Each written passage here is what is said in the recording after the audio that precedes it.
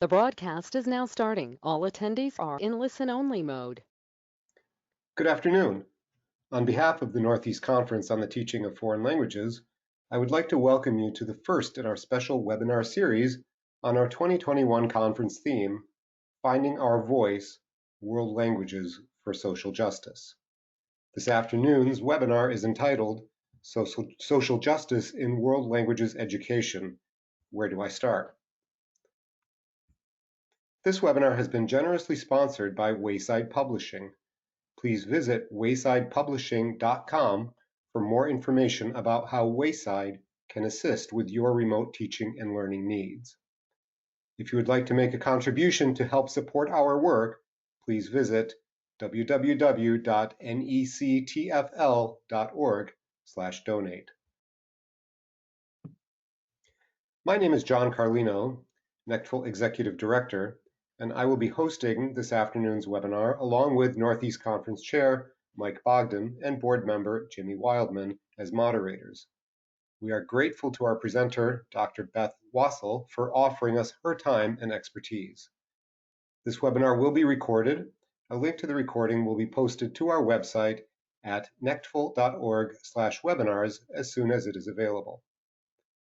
This webinar is scheduled to last 1 hour with 45 to 50 minutes devoted to the presentation. The remaining time will serve as Q&A with the presenter to answer your questions. Attendees are encouraged to submit questions during the webinar using the question feature of the GoToWebinar control panel on the side of your screen. Our moderators will organize these questions and share them with the presenters as relevant and/or at the end. In the event of technical difficulties, please remain connected as you are able. If the technical difficulties are on your end, please contact GoToMeeting customer support for assistance. If you're having difficulty with the sound, click on Phone Call under Audio in the control panel and call in with the number provided. And now, please let me take this opportunity to introduce you to our presenter, Dr. Beth Wassell. Dr. Wassell is a professor in the Department of Language, Literacy, and Sociocultural Education at Rowan University and is the current department chairperson. She teaches a variety of undergraduate and graduate courses related to language teaching and culturally and linguistically responsive education. She is co-author of Words and Actions, Teaching World Languages Through the Lens of Social Justice, and regularly provides consulting and professional development to schools and districts. Prior to her work at Rowan, Dr. Wassell taught Spanish at the high school level in Florida and in New Jersey, and English as an additional language to adults in Philadelphia. Dr. Wassell, thank you for sharing your time with us. Welcome to the webinar. Thank you so much. That's such a lovely introduction, and I am so honored to be with all of you today, to be with such an amazing group of educators who are taking time on a Monday afternoon when I'm sure you're exhausted from a long day, either at school or in front of a screen. I'm sure you're in some way in front of a screen today already for a long time today, so I really appreciate you joining me today for something, a conversation that is, I think, pretty important for all of us right now. So that being said, let me get started with where we're going to head today, since this is a session on starting with social justice education in the context of world languages, and we only have 45 minutes to do it. I want to start really briefly with my positionality and where I'm coming from with this work. Then we'll talk a little bit about some definitions, and then I will give you a few different things that basically you can use tomorrow if you'd like in your classes. But we'll leave with something that I think is really important, which is thinking about what your commitment will be to this work and putting down some very doable, actionable goals towards it. That's my Twitter handle there, so if something comes across as inspiring to you, feel free to put it out there or to send me a little message at some point today.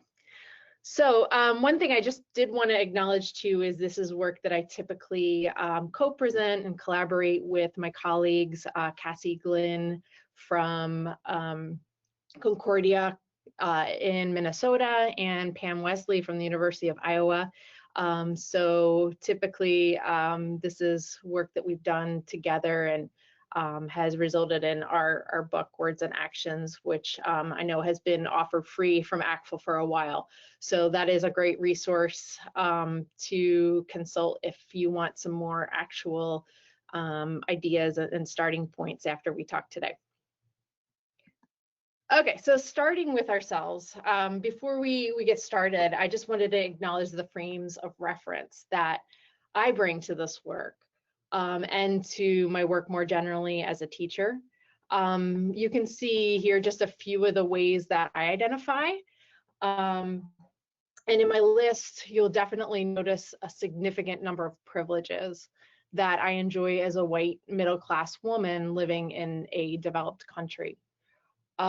Since so many issues of justice and equity relate to who we are and how we identify, acknowledging our identities, and also understanding the multiple oppressions that many face as a result of their multiple identities is really critical.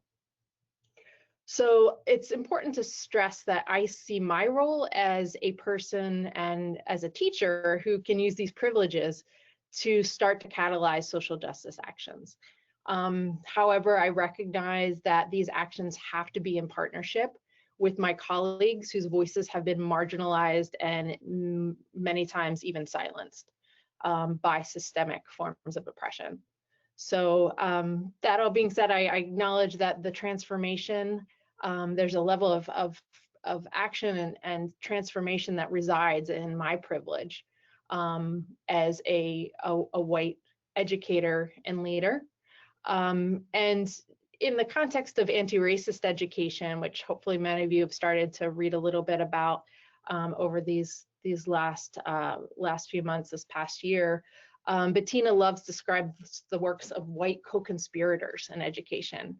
And she claims that that co-conspirators must be unapologetically anti-racist, committed to listening and learning, willing to cede power while using privilege to invite others to lead, uncompromising in providing high quality education to children and youth who have historically been marginalized, and prepared to take risks to advance the needs of their students and communities they serve.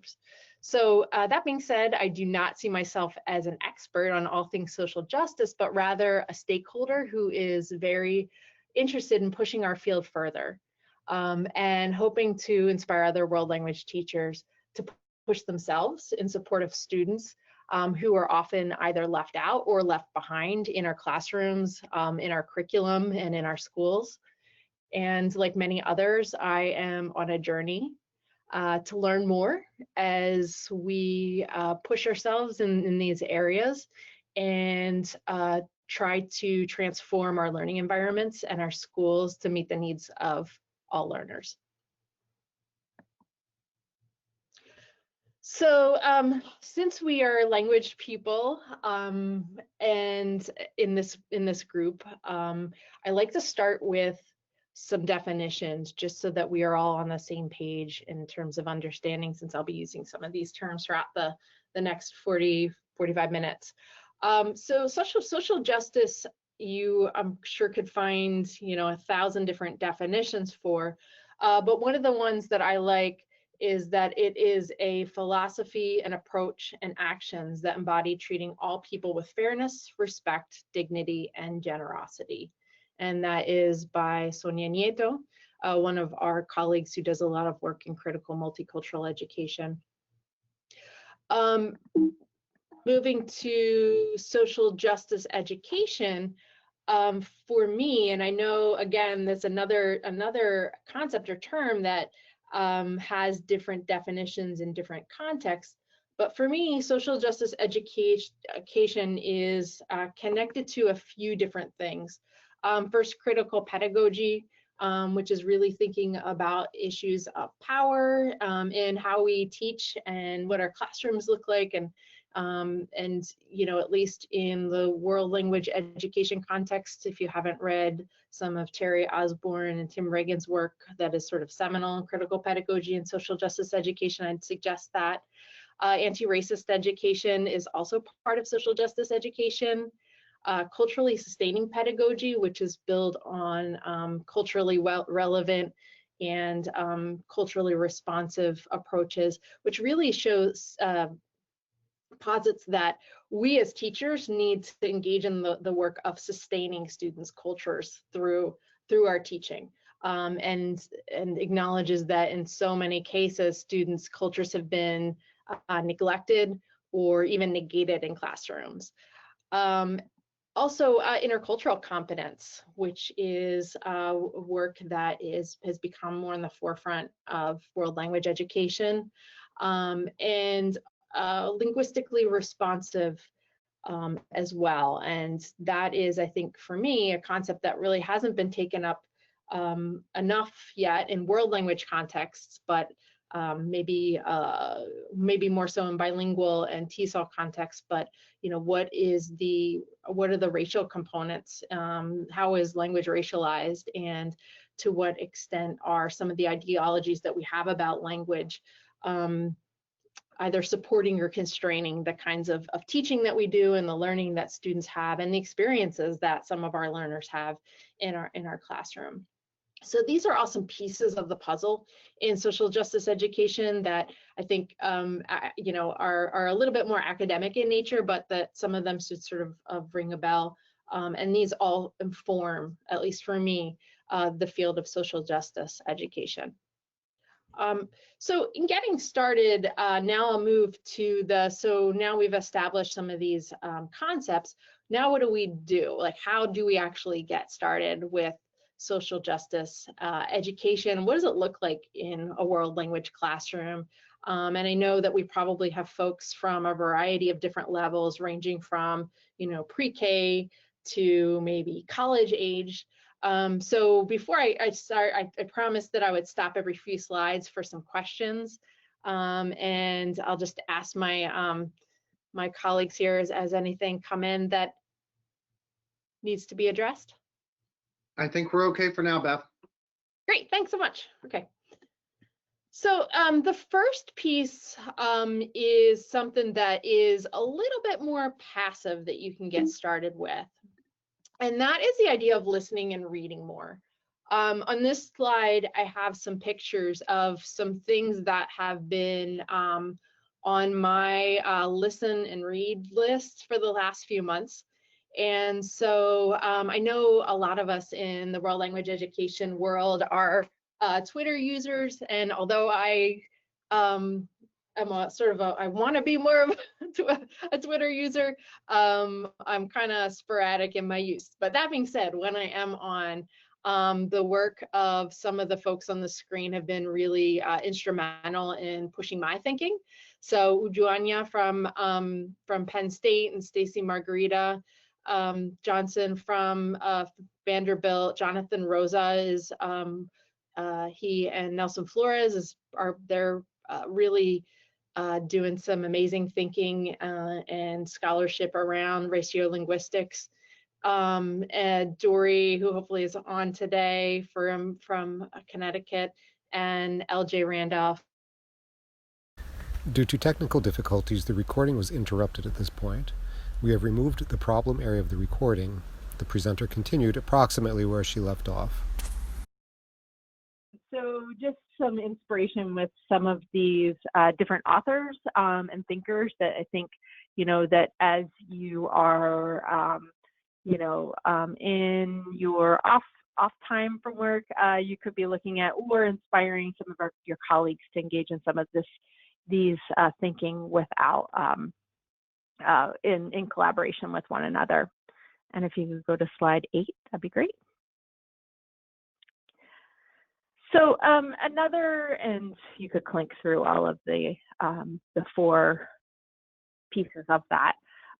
So another really great resource that we typically start this thinking about how it informs our work in the world language classroom is by using the social justice standards that were put out a few years ago by Teaching Tolerance, which is an arm of the Southern Poverty Law Center.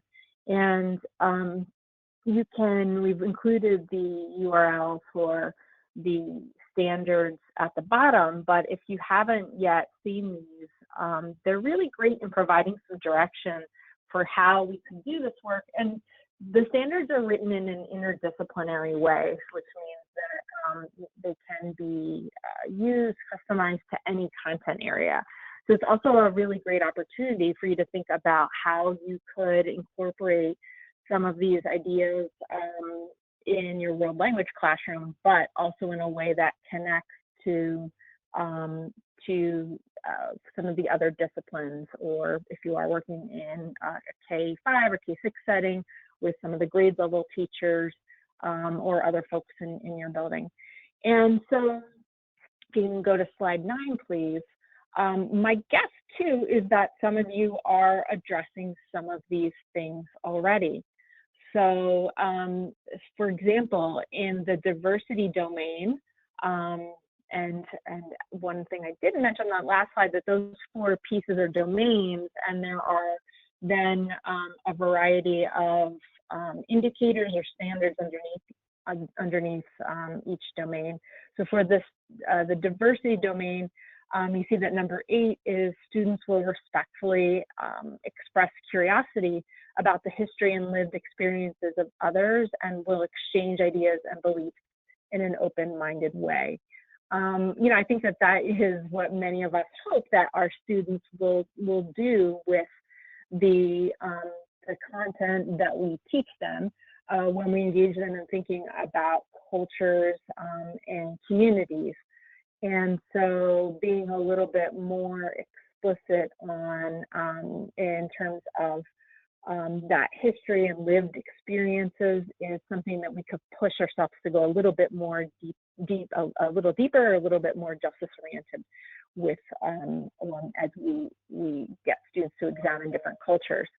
And the justice number 13 one that's also here states that students will analyze the harmful impact of bias and injustice on the world historically and today. And again, my thinking is that maybe some of you are already addressing that particular standard in some way over the course of the year with maybe some of your different levels in some of your language classrooms. But we'll talk in a few minutes about if you haven't gone down that path yet, how you could do that. So now, if you could go through to slide 10, please. We'll talk a little bit about some points of entry and some points of strength. And so on slide 11, you see something that maybe hopefully looks familiar to some of you. As you're teaching culture, we have the World Readiness Standards Culture Framework, which takes the perspective of the connectedness between perspectives, which are meanings, attitudes, values, ideas, the ways that we think about the world, and how they connect to practices, which are patterns of social interaction, the things that we do in the world, and products, which could be things like books or tools, different foods, laws, music, games. And I always challenge my pre-service teacher students to think a little bit about what, if you had to unpack what some of these look like in, the culture of, I'll say, South Jersey. And, we could look at a variety of different cultures, not necessarily as, these big C cultures or, the culture of a particular country or group of people, which I think in some ways can be problematic because it can, help or support students in thinking of culture as monolithic and that, for example, everybody from X country does Y. I think we need to problematize that a little bit. And I think that teaching through a social justice lens can help us do that. So on that next slide, 12, you can see how we have framed what these 3 Ps might look like if we put a more critical slant on it. So perhaps social justice issues that focus on access to and relationships with tangible and intangible resources being things, whether those things are actual or virtual, they're still things, and so that might be a way we explore products. Social justice issues that arise from how people interact really gets at the practices piece. And our work as teachers becomes, and those who are responsible for enacting the curriculum, we often have a lot of leeway with how we interpret the standards and these culture standards. So looking for opportunities to address these 3 Ps through, again, examining issues that are popping up right now in the world and current events are one way that we can do that. And then finally, in that last box, social justice issues that stem from attitudes and values would get at the perspectives, which is, again, something that we want to get our students to think critically about. What are some of the ways that how people see the world, how they think about the world, how is that tied to how they interact with other people, or with how does that impact the resources that they have access to, or vice versa. So I think that this framework is helpful for thinking about, okay, so there is something that just happened in the news in the world yesterday, and I want to talk about it with my students, or I want to incorporate it into a lesson or a unit. How do I do it in a way that, you know, still connects with the standards? This is one entry point that we can draw on. Okay, and I'll just stop there. Any questions coming up so far? So we've had one question come up a couple of times, Beth, and it's, could you name again the folks that you thought were critical to this work? You shared some of them had Twitter handles and Facebook earlier, but we sort of lost your sound right around then. So if you could sure, yeah.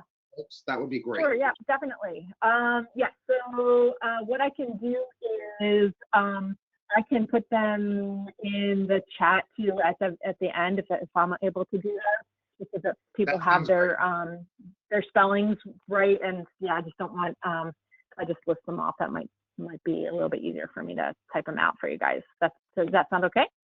That sounds great, and that's really the only question we've had at the moment. Great. Okay. So moving on to slide 13, if you are really ready to get started and you want to, you've got an opportunity this week to incorporate something, I'm going to share the next couple of slides of what you could do starting, like I said, starting tomorrow. So one thing is, here you just see an image, and images are just so powerful, and the extent to which we can use some images to, foster conversations with our students' thinking or just language use, I think is a really great opportunity for us to integrate a more critical approach. And so thinking about beginning with an image and building activities around it, they may be, it might be an image. It also might be, there's a lot of really great things that you can steal right now from social media that may not be a photo, but maybe a picture or an infographic, different things like that. Using that as a starting point. I'll talk a little bit about what you could do with those in a minute. This one here is just a photo that depicts an issue of or a context in where environmental justice is playing out, and so that is that's what we'll talk about in over these next few slides. For 14, I know another thing that folks often ask about is, so what are some things that we can talk about? What are some of the themes? You know, I think right now we're in a time where, you know, for me, talking about, you know, engaging in the work of anti-racist education is really, really important. And that I think that can be really folded into any language and level. But maybe there are some other justice-related issues that you want to address. And this resource by the UN is fantastic. I have and I'll also make the slides available later so that people can pull the URLs. But this one these are the Sustainable Development Goals by the UN. And the thing that is also really great about this is that it breaks up these different issues that that cut across different countries. And when you click on all of them, it describes the issue, talks about it in some of the highlights it in a few different countries. In some cases, it even provides you know, some different activities that you can do. But the other piece that I love about this is just the level of visual support that it has, and it is available in so many different languages. So a lot of the support is there for students who are more at the novice level. So once you go into that website, you can click around, and you know, if you wanted to do something, for example, on gender equality, you can pull some text out of that in the target language, and pull some images. There's a lot of just really great resources that you could potentially build a full unit or a really significant lesson out of. Slide 15, we get into, again, going back to some of those uses of images and tying it to that framework of the 3 Ps. This is an example of a photo that was used to look at immigration in an immigration unit for the novice level, I think in a Spanish classroom. And this image was used to start a conversation around what is going on at the border. And, you know, there's, again, just so many images that you can use as a means to start a conversation and to begin to, in this case, build empathy for the situation of people who are in situations of oppression right now. Moving on to slide 16. There are some really great visual literacy activities that Harvard Project Zero put out a few years ago that we can adapt for the world language classroom. And these work particularly well for novice level students. Yeah, I think we often get the question of this, you know, I can really see how in AP I can do some of this and really get my students talking about some really complex ideas in AP or level 4 higher levels, but what does this look like in a level 1 or a level 2 or with younger kids? And these different protocols here are some great ways that you can even just use as a you know, as a warm-up, as a start to the lesson.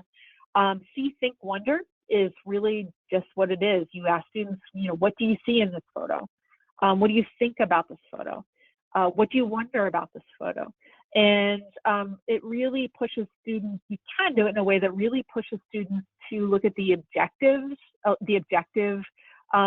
make some objective observations about it, but also to see how our assumptions also really shape the way that we look at images as well. So after they do list what they see or think or wonder, you might push them to think, you know, why is it that they described something as they did? You know, what was their assumption about this little girl in the photo and who she was? Why did they assume that? And what might be some of the, you know, the ways that we can problematize that thinking.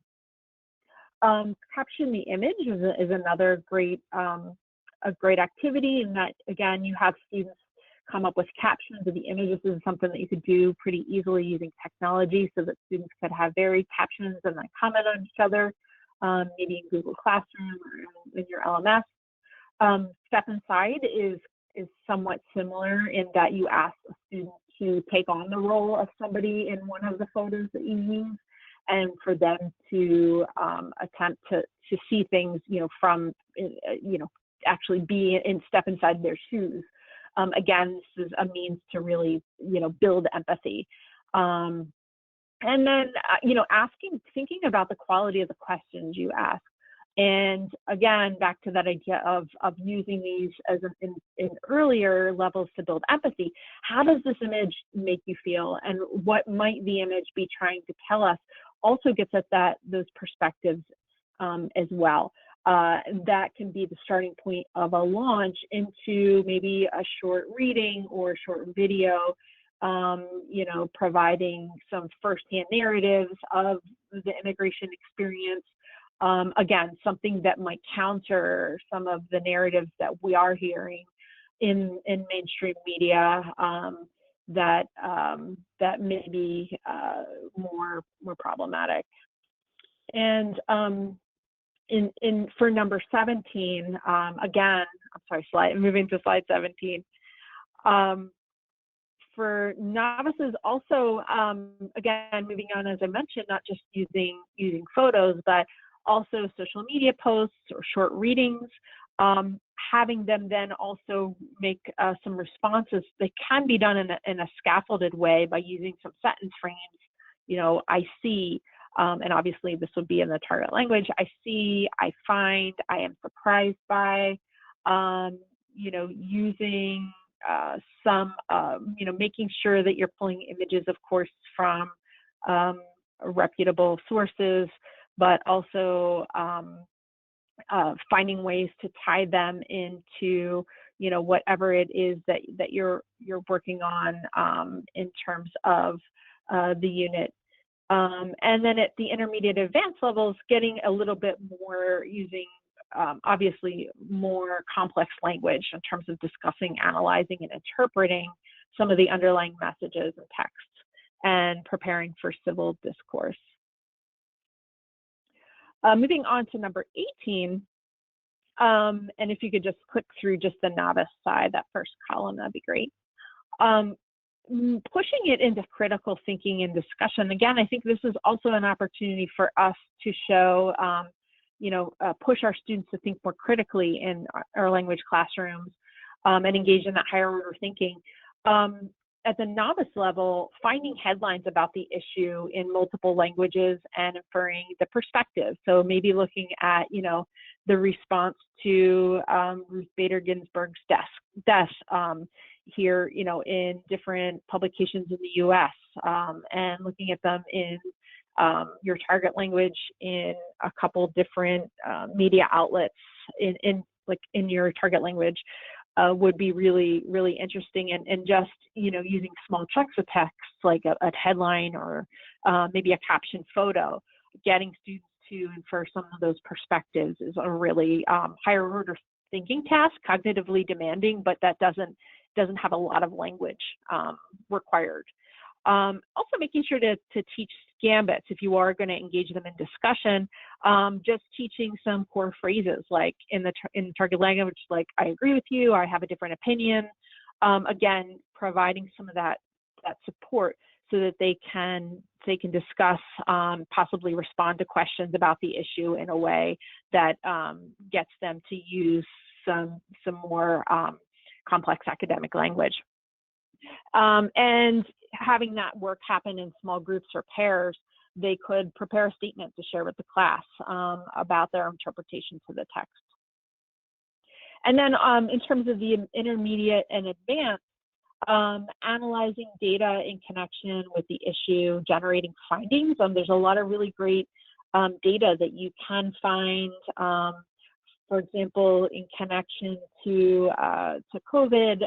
There's been definitely some media that have covered the disproportionate effects of different communities in the U.S., people of color, in different, immigrant groups, things, looking at some of those data and having students do some of that firsthand analysis and generating findings, I think can be really powerful in getting them to diagnose a social justice issue rather than us just telling them about it. Also responding to different viewpoints in terms of something maybe they found on social media, justifying their agreement or disagreement, or maybe comparing and evaluating different countries' responses to social justice issues, either orally in writing.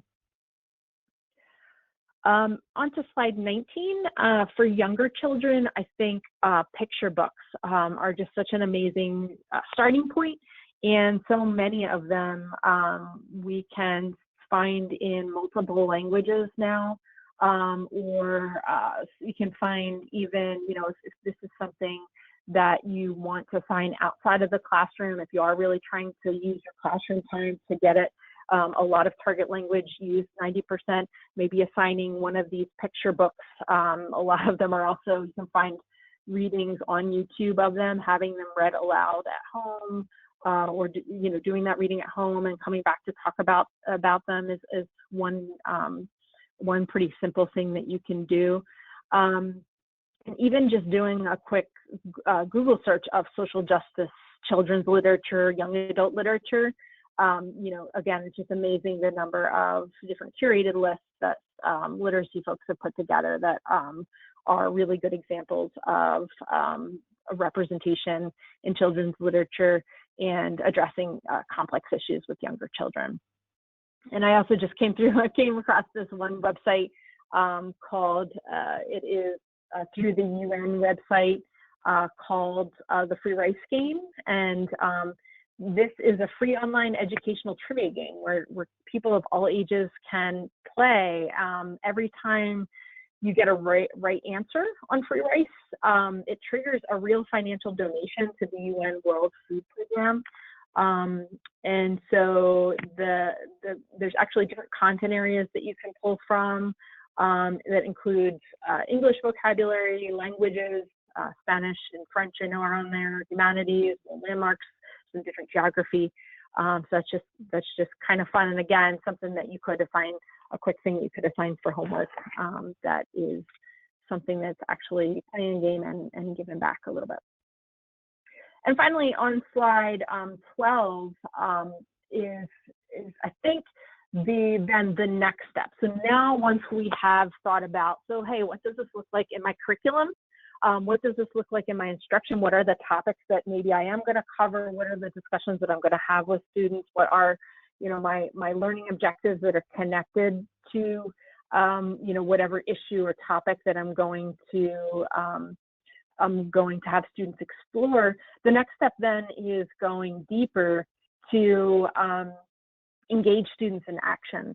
And one of the things in terms of starting points there is you could ask students to identify some of the changes that they would love to see in their own community. And, even from a really young age, kids are very aware of the ways that they would want to change their school or community, and really pushing them to think about it from the perspective of to support human rights or to support the needs of maybe folks that don't always have a seat at the table or a voice, and then tying some of those things into action. We have already seen, at least in the last few months, just the power of high schoolers and young adults, adolescents, in leading the way in some of the protests.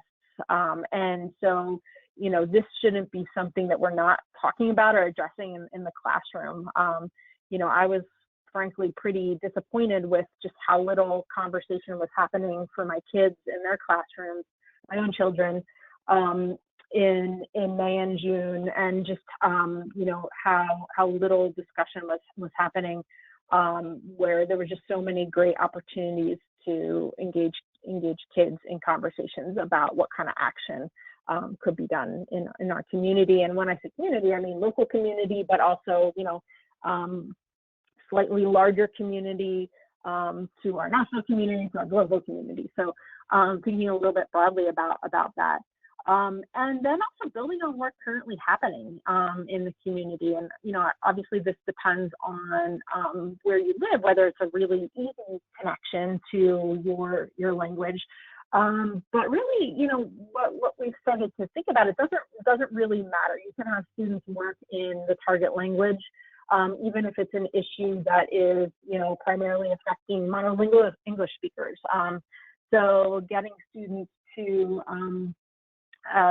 engage in some of these things, providing a more formal avenue for doing that, teaches them that then, once they're in their own spaces, once they've left school, that this is something that becomes part of their daily life, to think about issues and to act in response to injustice. Okay, so moving on to setting goals, and I think, we're just going to have a few moments for this piece. So given our time crunch because of my technical issues. But moving on to number 22, I think, if you take anything away from this presentation today, I hope that, you remember that you don't need to be the expert on every issue all the time. I think for, many of the teachers with whom Cassie and Pam and I have spoken, they're afraid to engage in teaching about social justice issues because they're worried they're not going to have the right answer, or because they haven't, gone far enough or know enough, or that maybe they're worried a student might say something that they won't know how to respond to. But really, in the type of teaching that, that we hope that you're doing in 2020, it really should be student-centered and student-led, and coming from a places that we're responding to students and seeking to amplify student voices. So will it be comfortable all the time? Absolutely not. I can promise you that. But, you opening up the space for questions and being okay with saying, I'm not sure, if there is a question that comes up that requires some sort of factual response, being okay with saying, I'm not sure, I need to get back to you on that, or hey, let's look at that together. Let's do some more research as a class community on that. Those are all fine answers, and they don't make you any less of an amazing teacher. So thinking about approaching that work in this way as a collaborative endeavor of shared learning, I think is, a really can be a more comforting place to enter. Hey, Beth, and just to sort of end, I'm sorry. It's John, if I could interrupt. You mentioned being short on time, but it's okay if we go just a little bit longer, because I'm going to edit that out of the final copy. Oh, great. Okay, So, wonderful. Thank up you. to you. Okay, and just for slide number 23, this is just a short vignette or short paragraph from, and if you haven't seen this book yet, Teaching When the World is on Fire by Lisa Delpit. It just came out last year, but it's really, it's a bunch of chapters from critical pedagogues and different classroom teachers from across the country, talking about how, what their stance on teaching is, how it's changed, how they are responding to our current reality. Bill Ayers talks a little bit about this shift that we have to make as teachers. And he says, you begin by asking yourself how you intend to live your teaching life in a way that doesn't make a mockery of your teaching values. Name as clearly as possible your commitments. Spell them out so you have a handy list to post them on the bathroom mirror. A list to consult each morning as you prepare to dive once more into the everyday classroom contradictions. And so, this kind of comes back to this, I think something that at least many of us try and think about in our day-to-day lives. How are you really putting your money where your mouth is, or how are you living out your values? And so, what I challenge you to think about is how do you intend to live your teaching life in a way that supports your values? So if you do value the idea that all students should have a voice and should have access to high quality education and should, leave school with, who knows, maybe it is the field of biliteracy. Maybe every student that's your particular goal. That, are there some things that may be getting in the way in terms of access to that goal? But what Bill Ayers suggests in just reading the slide is to do it, post it, knowing we will all fall short of our ideals in the rough and tumble of real classroom life. There's no cause for despair or procrastination, and no reason not to posit the ideals you're reaching for. We can try to end each day critical of every failure and shortcoming and get up the next morning with our minds set on freedom, ready to go at it again, and this time do a bit better. And so that's what I would love to challenge you to do, is to think about, what your list of commitments would be. On slide 24, you can see just his example list of commitments, and think about, hey, maybe one of these are one of the ones that you would want to post. What is the commitment that you're going to post on your bathroom mirror? Is my question for you. So, for example, the first one: every student who comes through the classroom door is a three-dimensional human being like myself, and a person of infinite and incalculable value. Someone to be treated with awe and respect, humility, and patience.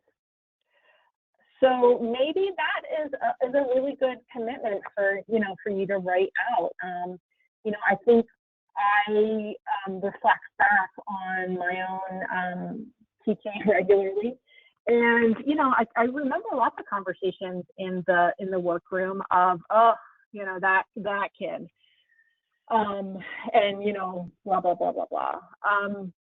To what extent do we really look at every student and every family that comes along with that student as being a three-dimensional human? And so, when we start from that place, that that sort of changes our stance on how we respond to their needs, and think about how we teach world languages in support of their needs. So you can take a little bit, take a read of these other points that he's come up with. But maybe there's something that's a little bit more specific to you, to your setting, to your environment, to your values.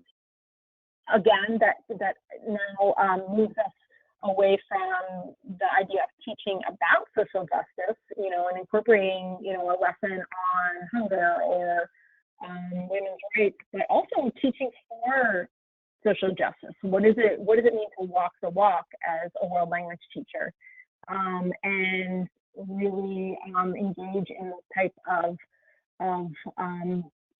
justice-oriented teaching that we need to do to really support our learners. So on 25, I just challenge you to answer my question on the right side. What are some of the commitments that you'll make as a social justice educator in your world language classroom this year? And knowing that this is going to be a really complex year that is going to bring a lot of challenges our way, and many more challenges for the marginalized students with whom we work, the vulnerable populations of students and families who are going to really feel this pandemic incredibly intensely. And so do a little thinking about that, no easy task. But if you do come up with something and you want to share, feel free to post it and tag me at my handle below. And just to sort of end with slide 26, just a couple of counter points, and just this one more inspiring quote: I wasn't born just to teach, I was born to inspire others to change people and never give up. even when faced with challenges that seem impossible. And I think that's the reason, so many of us do this work that is so hard, that we get paid so little to do. And it's so easy to lose sight of that when we are like inundated with a bajillion emails and Zoom calls and we're exhausted. But again, this is, we are the change agents that have so much power to dismantle and to disrupt the systemic forms of oppression that are unfolding in our country. And so thinking really thoughtfully about that power and how we engage it is important.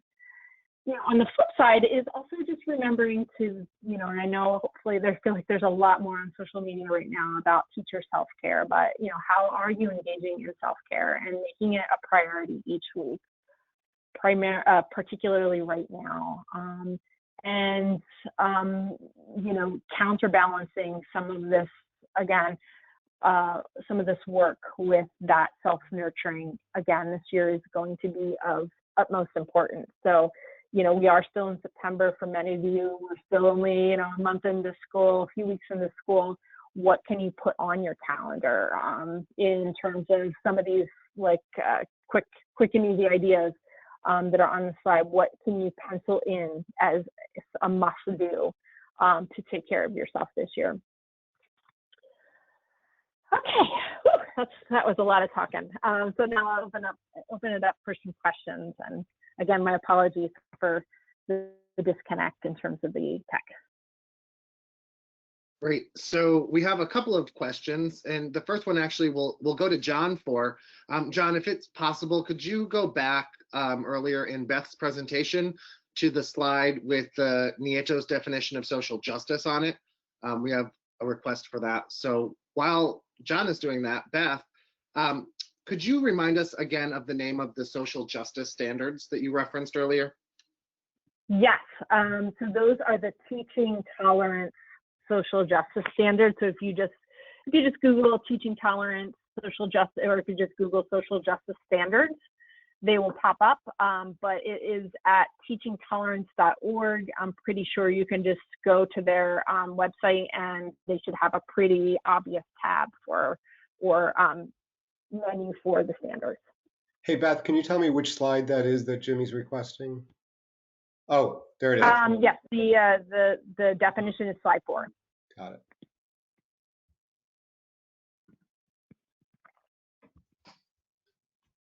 Okay, Beth, are you ready for another question?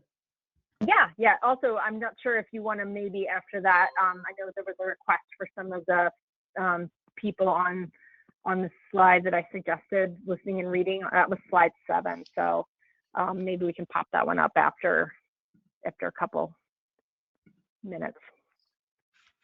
After a minute or two. Thank you. So then the next question is about teachers who may be afraid to talk about these topics, given that some of them have been politicized in some ways, and particularly what can someone in a leadership or administrative position do to support teachers who want to address these topics? That is such a great question. I'm so glad that it was asked by an administrator, because I think, talking to some of the teachers who are afraid, they feel like they don't have the support of their administrators. So I think just being willing to have some conversations with teachers, leadership engaging those or initiating those conversations around, hey, we have your back, and then providing them the resources to do some professional learning around it. I think one of the models that I've seen is, a shared lesson, like, hey, let's get together and talk about, hey, we want to incorporate, for example, in many early world language level 1, novice level classes are doing something on, who am I? So how could we ratchet it up to do something a little bit more critical around identity and how we identify intersectional forms of identity? What I've seen some schools do is create a shared lesson or shared unit that they, maybe adapt a little for different languages if there's multiple languages in the department. And then even do some rehearsing. That's actually something I've done really successfully recently with my pre-service teachers. And if you're familiar with the Core Practices book by Glisson and Donato and Glisson, they provide a framework for how to do rehearsals of lessons or activities. I think for some teachers, just even practicing, getting comfort, like talking through a lesson, just practicing a lesson. I know it sounds very kind of old school of like, hey, I'm going to practice my lesson. If you're, a 15-year-old veteran, a 15-year veteran teacher, but gaining some of that comfort and confidence with, what for many of us is going to be new content, I think is really important.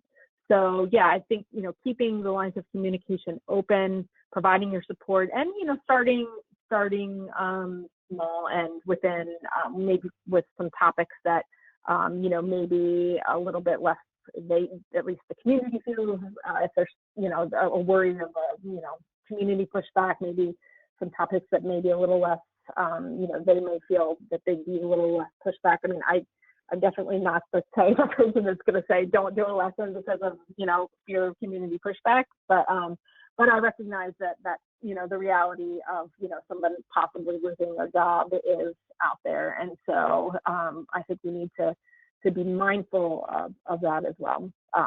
Although I think in our research around teachers and engaging social justice topics, sometimes teachers seem to have more fear than they probably many of it might have been more the perception of pushback, when in actuality that hadn't happened or didn't happen in that community.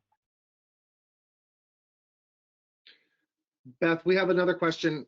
You had shared some ideas about novice learners in terms of scaffolding that the ideas for them. But the question is, what suggestions might you have for not only novice learners, but younger novice learners in the K-5 realm? Because that language may be difficult for them, but it's work that we may want to start with our youngest learners. Yeah, absolutely. I think it's a must include in K-5. And I've been looking at some curriculums here in New Jersey of how people are starting to do that in K-5.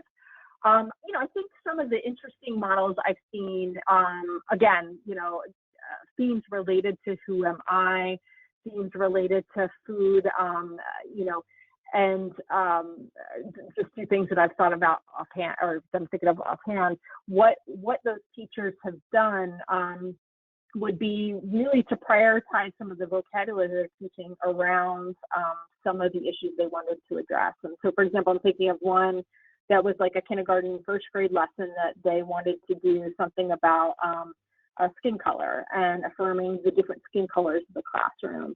And that's something I think we've seen a lot also in just, grade level classrooms, but, teaching various different colors beyond, some of the typical colors that we might have them do, having them talk a little bit more deeply about their family, affirming different other aspects of their identities really early on.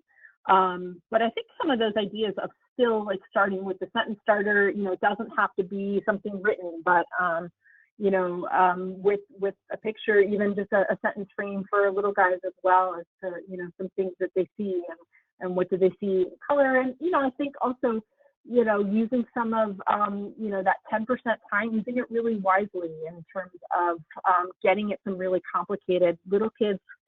Just because they're little doesn't mean they can't handle complicated topics. And so using that 10 minutes as, really, really critical time to engage students in thinking about bigger societal issues, I think is really important. Okay, thank you, Beth. We do still have some other questions, but we also want to respect your time and our attendees' time, since we did go about 10 minutes over, but perhaps people can reach out to you if they have additional questions they want to ask. I think on your last slide, you have contact information. Yeah, that'd be great. Yeah, thank you.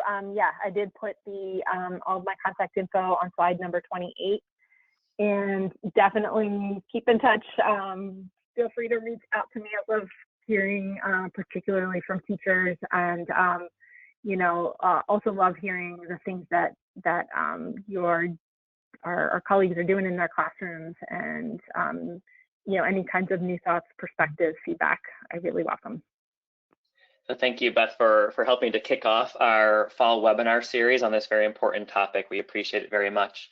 And now I'll hand it back to John for some closing remarks. Thank you. Thank you. I need to switch over from the PowerPoint back to my screen. All right, thank you, Beth, for that very informative presentation. And thank you, Mike and Jimmy, for moderating. As I mentioned at the beginning of this webinar, it has been recorded, and the recording will be made available on our website tomorrow. If you would like to make a contribution to help support our webinar, please visit nectful.org/donate. New York State teachers who need proof of attendance for CTLE credit, please use the links provided on our website on the webinar page. Teachers in other states may use the same links. Please consult your local district and/or state regulations regarding documenting PD hours.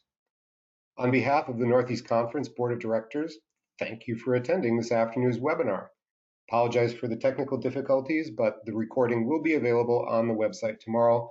And Beth, whatever links or associated documents with your presentation you'd like to share with attendees, if you send that to me, then I can email that out to everybody who was registered.